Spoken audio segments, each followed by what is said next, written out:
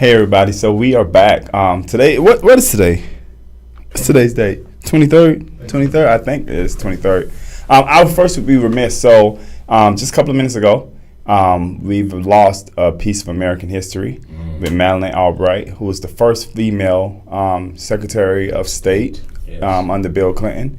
She passed away, I think, at the age of 84, 89, they said, 84, somewhere in her 80s. But a shout out to her, because I do remember, like, for her, she became big in Miami when the whole case was going on with the young man who had come over from Cuba and the father, and she raided the house and made sure the kid got back to the mother, or the father, over in Cuba.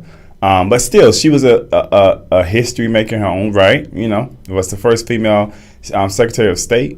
And before Kamala Harris, really, besides Ruth Bader Ginsburg, she's probably the highest ranking person to have ever reached that high in government, you know what I'm saying, until we have Vice President Kamala Harris. But again, a shout out to her, condolences to her family. But let's shift it on. So this is Women's History Month, right? We know we have a big piece of history going on right now with Judge, because she's still a judge, Judge Ketanji Brown Jackson. And she's been getting grilled, man, by the Republicans, and it's pretty interesting. I think we have a few clips. I don't know which one we're going to show first. Yeah, but that's to be expected when you. Now, this is a book that is taught at Georgetown Day School to students in pre-K through second grade, so 4 through 7 years old. Do you agree with this book that is being taught with kids that babies are racist? Senator,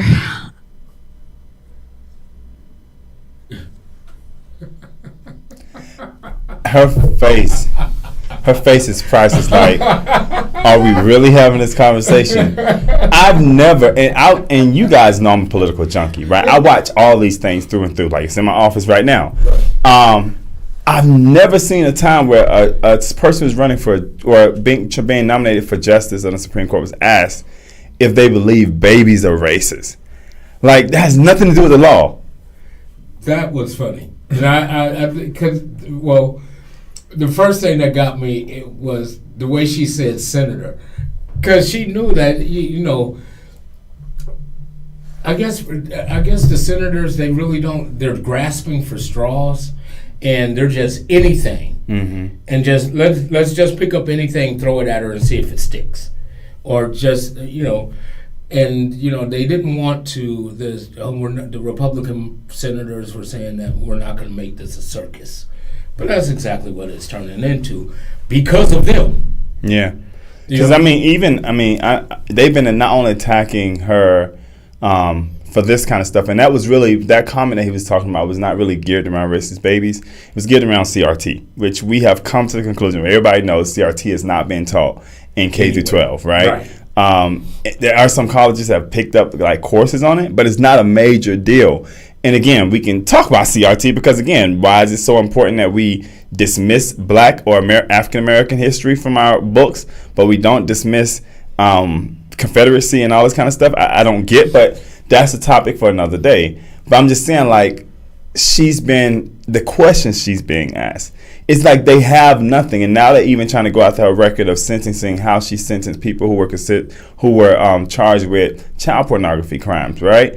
When, again, like, she's broken it down, like, not only do I have to weigh the fact of what the law says, I have to weigh what you guys have told us to do, and you guys have told us.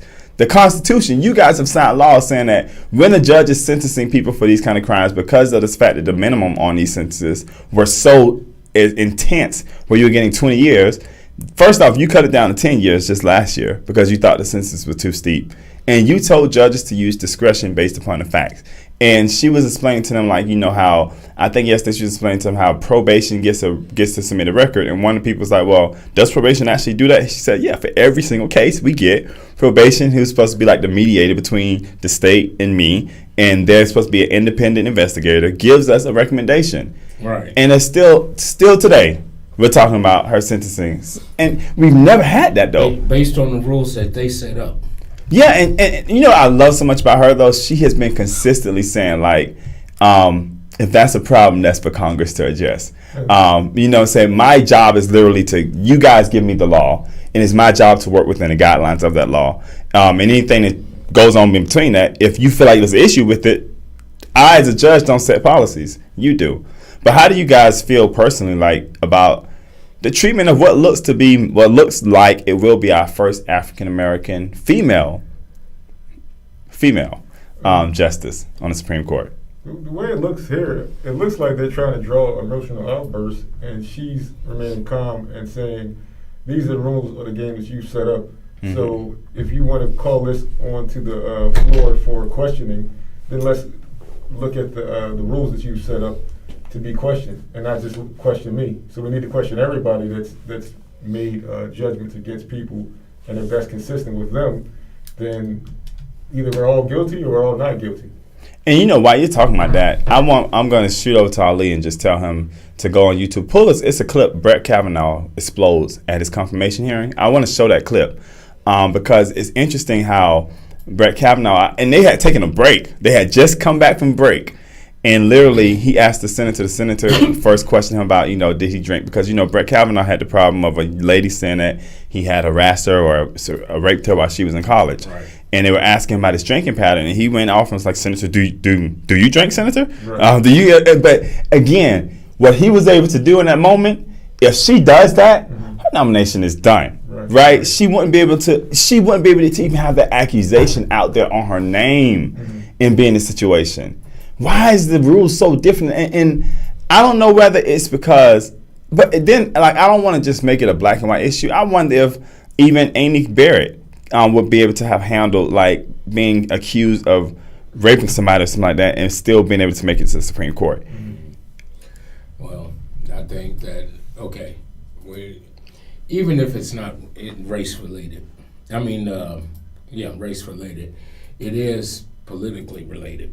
And Republicans have shown themselves to be the kind of people that, there was a word I was going to use, but I'm going to skip over that.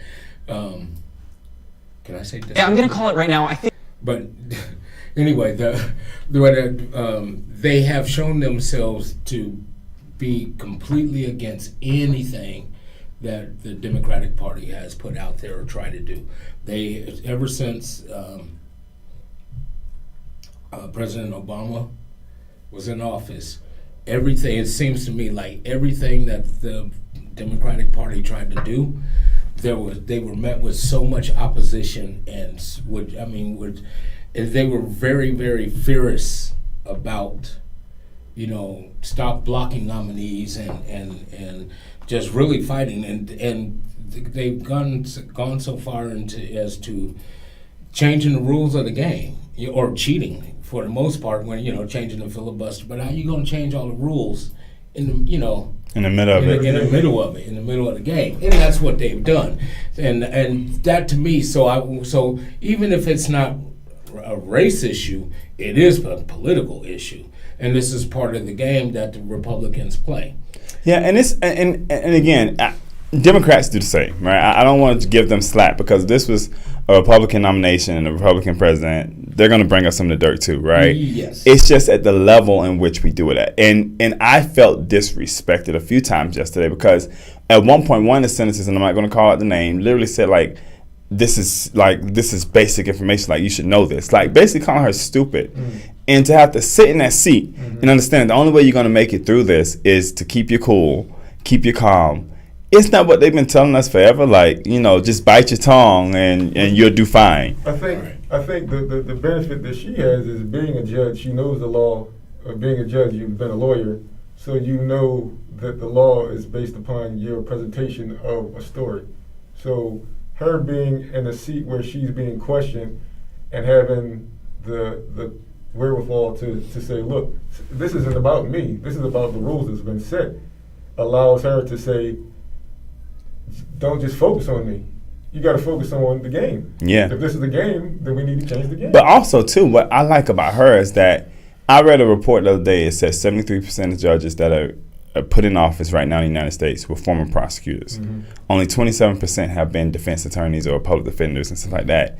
And if you look at the way, and I've started doing research on this week, where I looked at the censuses that are given out by judges who the only career they've ever had was prosecuting people versus the sentences that are given out by people who actually were defense attorneys. And sometimes they were defense attorneys / prosecutors.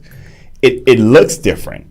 Because of the fact that, again, for most people who are prosecutors, you're trained to not see the person on the other side as a person. You're trained to see them as an awful person, as a terrible person. But when you're defending that person, it makes a difference. And I think even they ripped her about her defending people from who attacked or who were accused of attacking us on 9/11. But again, the Constitution states that every person deserves a right to be given an attorney, right?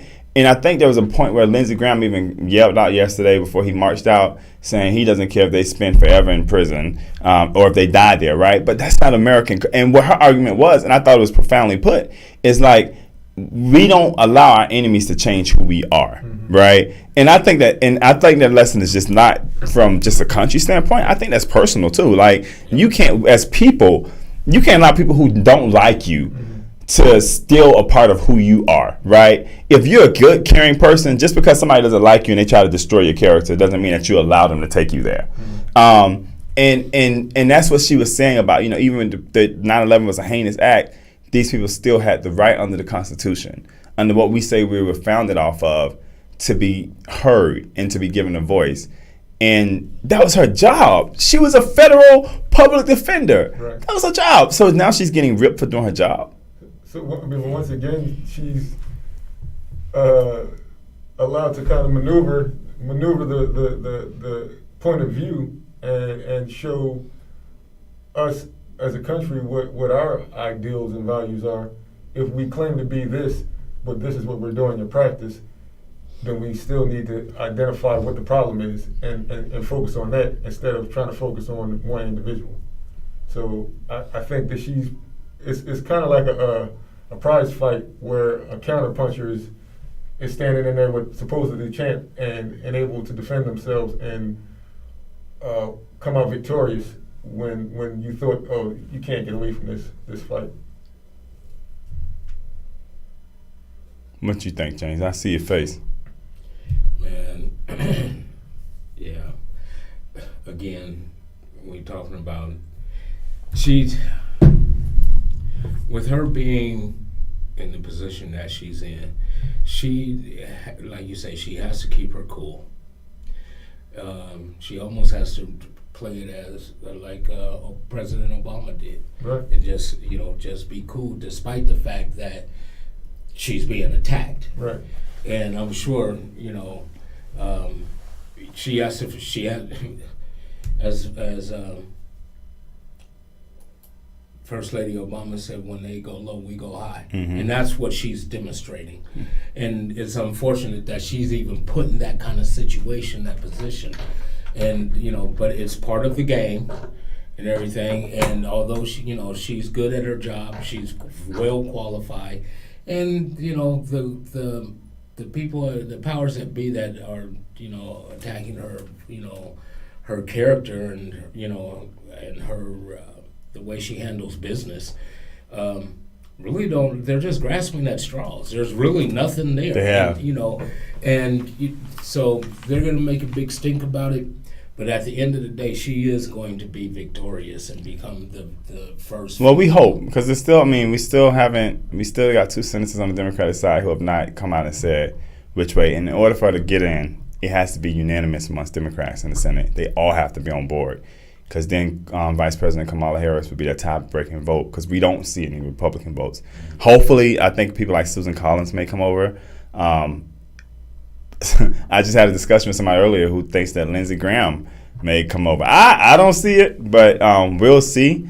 But hopefully, we just got to continue to make sure that we work to make sure until she's confirmed. Didn't Lindsey Graham ask her a question that was almost he asked her wild as Ted Cruz? Which one? He asked her a few questions. One of the questions he asked her was on a scale of 1 to 10, what would she consider her faith? And again, right. What does that have to do with being a judge, an impartial judge? Yeah. Because we do stay in a country where one of our constitutional rights is freedom of religion. So that means I don't have to be a Christian. Separation of church and state is also Correct. Supposedly, right? But also, I mean, and her answer was geared towards that. Mm-hmm. The calmer she is, the more ridiculous their questions. Like the line of questioning seems way more ridiculous. It's like you're trying to punch somebody that keeps moving, and you're like, "Wow, I thought I was going to hit him with that." And eventually they'll get tired out. It just looks like a clown show. Yeah. You know? Do we have that clip? Of Brett Kavanaugh? Of Brett Kavanaugh from last year, from 2 years ago. Let's play that. This is very interesting. This whole 2-week effort has been a calculated and orchestrated political hit, fueled with apparent pent-up anger about President Trump and the 2016 election, fear that has been unfairly stoked about my judicial record, revenge on behalf of the Clintons, and millions of dollars in money from outside left-wing opposition groups. This is a circus. I will not be intimidated into withdrawing from this process. You've tried hard. You've given it your all. No one can question your effort. But your coordinated and well-funded effort to destroy my good name and destroy my family will not drive me out. The vile threats of violence against my family will not drive me out. You may defeat me in the final vote, but you'll never get me to quit. Never. Yeah, I'm not we can cut questioning. that. I can't take it anymore. But we obviously know that Brett Kavanaugh. Oh, look at that face there. It got stuck at. We obviously know that Brett Kavanaugh is on the Supreme Court. He's one of the justices that is on the Supreme Court. But my question is go back to, could we have seen or could we see Judge Ketanji Jackson, right, performing like that in her opening statement, and still have made it to the Supreme Court? Absolutely not. I mean, 'cause the focus would then be on her emotional, outburst. Yeah. And it's just like, well, this person can't be Stable. so emotional on the seat at the highest point in the nation. Right. Yeah. So I don't know. It's interesting. I tell everybody, definitely for young people, older people, stay watching and stay up to date on what's going on, because this is important. And again, like for us, we're learning that if we don't understand our history, know our history, we won't ever be able to stop things from happening. Right? This is not the norm, right? And we have to point it out. Another thing that's been really important. So as you guys know, we are not we per se, Russia's currently still at war with Ukraine, right? Interestingly enough, I've seen that gas prices, I know you guys talked about gas prices the other day, have come down a little bit, right?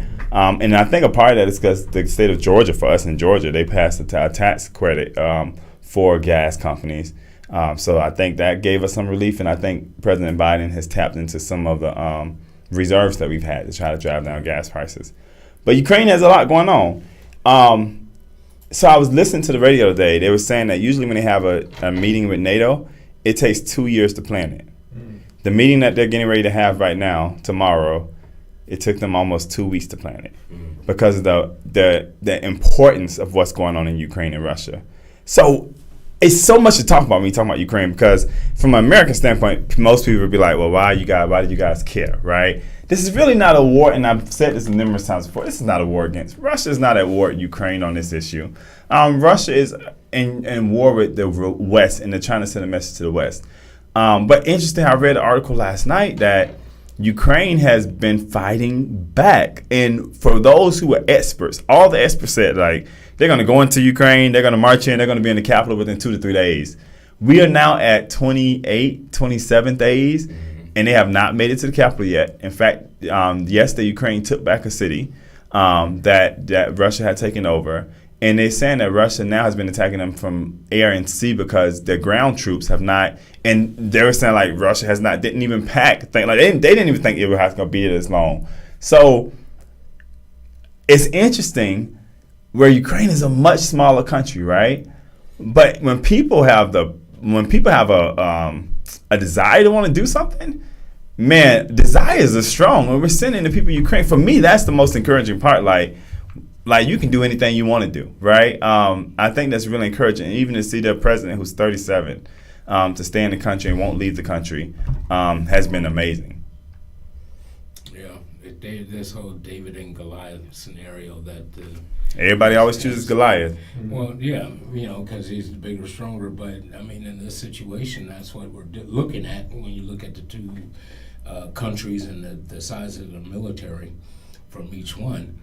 And so, back to the NATO, you're saying that they are getting ready to meet tomorrow? They're meeting tomorrow, and the most interesting part is that our president is on his way over there. Yeah. Joe Biden's on his way over to Belgium. So wherever they're at. they get them signed in. So this is the thing. This is the way I'm seeing it now. So they get them signed in, and they become part of NATO. No, so let's make this clear. That's they not will gonna not. They're not going to allow Ukraine into NATO at this point, because if they allow them in there, then we automatically have to go into war, right? But that's what I'm. That's what I that's was going. no. With But tomorrow, I was thinking that they would have to. Now you still have your allies with NATO to be able to come in and help support you. Tomorrow is all about America pushing other countries to come together on some more sanctions towards Russia. Which may impact us as Americans, because obviously it's going to drive the price up if we get certain things from Russia. But it's to be more strict on the sanctions. But the crazy part for me is like he showed a video last week. The president of Ukraine showed a video last week to America's Congress, and he was showing like the video of the kids being hit. The lady who was in the hospital, who when they bombed the hospital, right? And the one city, Mariupol, where the people have no food, no electricity, no nothing, but they're not allowing people to go in and out of the city. But those people are still waking up every day, fighting back for the streets of Mariupol. It speaks a lot to like the culture of a people, and it speaks a lot. And I love the fact that you use this whole David Goliath scenario, because again, we were. For those of us who are so biblical, even us biblical people is like, oh yeah, this is going to be terrible, right? And it is terrible, don't get me wrong. It is absolutely terrible when we have kids losing their life, kids having to go to different schools. I think we just took in the first 2 students from Ukraine in America. They were talking about them this morning, are attending school in I think Chicago or someplace up north. But we see this happening.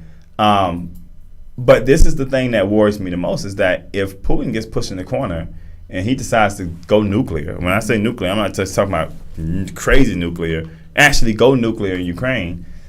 That's when we got to get involved. That affects the whole world. It affects the whole world. It really does. I mean, I feel like right now the sanctions are pretty much just posturing to say we're unifying and almost waiting, or not daring, but like saying don't go so crazy. If you're going to do something that's that extreme. It's already extreme as it is, but I just think that if you're in a fight and you win, what was the cost of that win? Yeah. And he probably didn't anticipate going in there and having to lose whatever they lost. Yeah. So it's like the people fighting for them lives are they don't have a choice. But the people that are, the aggressor, I mean, they're winning, but it's not, they don't have the same intentions. Yeah. It's like we just want to take over, but the other people are like, we don't have a choice. But then there was an article too that says most of the Russian soldiers don't even know what they're doing in Ukraine. That's right. They have no idea, like they don't understand what the mission is. Just following orders. Just following orders. And some of them have walked away from the jobs, have walked away from that, and they've killed, and this is the sad part, they've killed they said that estimates are that the Ukrainians have killed about 10,000 Russian soldiers, right? There's parents who are thinking their children are in Russia, who are thinking their children are still out there fighting a war and don't even know that their children are dead. Because in Russia, they've literally taken over the networks, like the TV networks. It's pro-Putin. If you're not talking Putin, you're going to jail or you're being locked up. They've cut them off from Facebook, cut them off from social media. So a lot of information that we're getting to them, we have to try to sneak it in back ways. So these people don't even know. And then when this is over, these parents are going to find out their children are dead and find out like their children died for what? So that one man's ego could be stroked? Anybody planning on going to Russia anytime soon? I'm not. Definitely not talking about them today. They probably, I know people that went there that had really bad experiences, so I wouldn't be going there if I had a chance to. But it's interesting. Not interested. Not interested, nah. But I mean, we got to. I think again, it goes back to. I mean, I know Kamala Harris was in Poland last week. Joe Biden is going to go by Poland and go to the border of Ukraine. But I think that as a country, we have to do more to support them. And I don't have a problem with us giving them money. I don't have a problem with us giving them weapons, because at the end of the day, even once this is over, even if they become to a peace agreement with Russia, they're going to need a lot of help. And when our back was against the wall, the world came to our help and went to war with us when we went to and fought in Afghanistan. Did we do it the right way? I mean, that's another conversation to be had. But the world surrounded us, and these people have done nothing wrong but just want a free society and want a free country.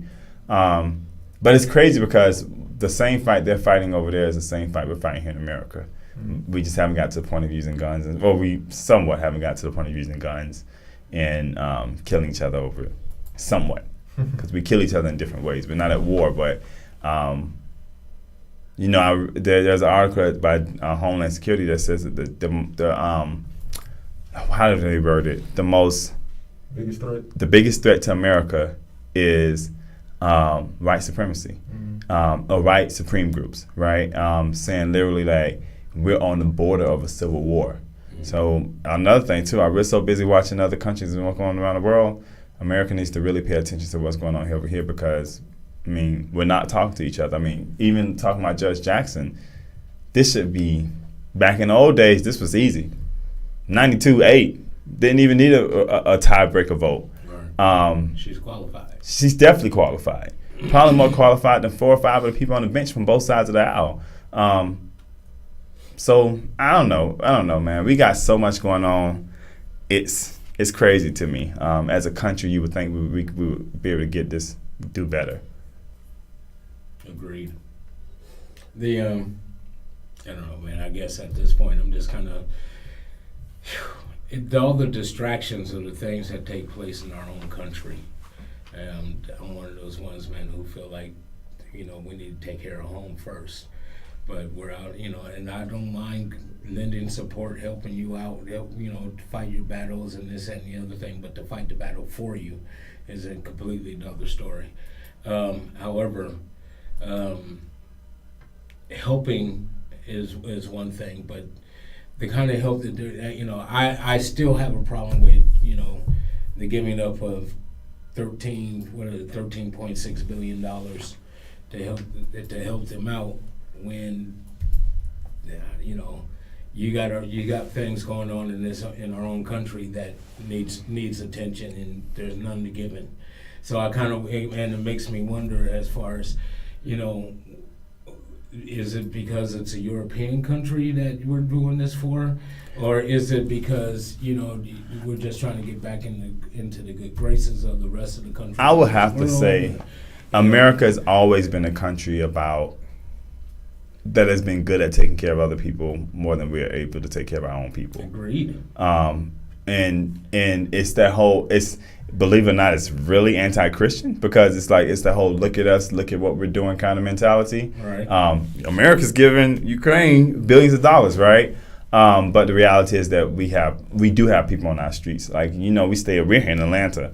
The moment we make a right out of our office building and hit that curve on 20, there's boogles of tents of people sleeping underneath the bridge and everything like that. So we can do better, but at the same time, we also have to understand, for those of us who have traveled the world, and you've traveled the world, you've been around the world, we have to understand too that the opportunities we have to get out of the situations that we're in America are different than other countries. Like, we can't compare how I'm saying, like Ukraine and the way that this society works to American culture. So like here, if a person's homeless, to a certain aspect, oh my God, and I know this is going to come off the wrong way, but to a certain aspect, there's things you can do within your personal life to help yourself try to get out of that situation in America. There are some countries where you don't have the opportunity at all, right? And I'm not saying it's neither right or wrong. I'm saying that we've always been a country better about doing for others and making sure everybody knows we're doing for others, but we have not. Like, one of the most surprising things for me, I had a friend who came from Africa. And it was like, I came to America, and I did not know I would see homelessness in America like I see in Africa. right? Because again, we paint the image to everybody else. Oh, we got it all taken care of over here, but we don't. The fact that we don't. I mean, there's other countries that are poorer than us that Cuba offers free health care to every single one of their citizens. America, it's too debative, right? We can't limit doctors on how much they're able to charge you. I mean, when they want to charge a credit card. We a country that's founded on capitalism. Yeah. It's all money based, and you can't. The pharmaceutical companies can't make any money if the government is offering free health care. That's what it boils down to. Yeah, because the government then control the prices of prescriptions. Yes. And you got countries who are doing so well by their people, who, even when I lived in Sweden, I saw homelessness, but they didn't have to be. It was by choice. But they had the opportunity to get health care. You know what I'm saying? They were taken care of. They still had health care.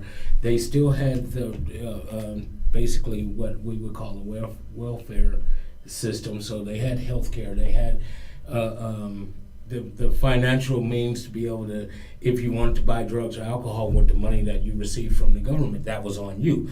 So you don't come, but that, but the point is I'm trying to make is that you have countries who are doing well with that setup and taking care of their people. And some of these countries are nowhere near as wealthy as the United States is. Nowhere near. In fact, not only this, I found this out when I was in St. Lucia that Cuba not only takes care of their own people, they actually send doctors over to St. Lucia. And if a person has to have like a major type of surgery, they will fly them from St. Lucia to Cuba for them to have the surgery. Right. So I mean, again, like there's smaller countries who have way less, who are doing more. Right. And I call it. I somewhat put it. You know how we all have this theology of when we go to plays and Broadways, you have to be on the floor, you have to be in the orchestra section, right? And I was recently in New York and I went to go see a Latin and I was in the orchestra section. And I was sitting up there like this, and I'm sitting there thinking like this seat was so expensive, but oh my God, if I would have got that seat up there in the nosebleeding section, that was the view. That was the real view, right? And I'm coming to learn that just because it looks good, just because it feels good, doesn't mean that it's always the best, right? And that's something that America has to come to a reality that just because we look good, just because we make people feel good, does not mean that we're always the best. We have a lot of growing to do.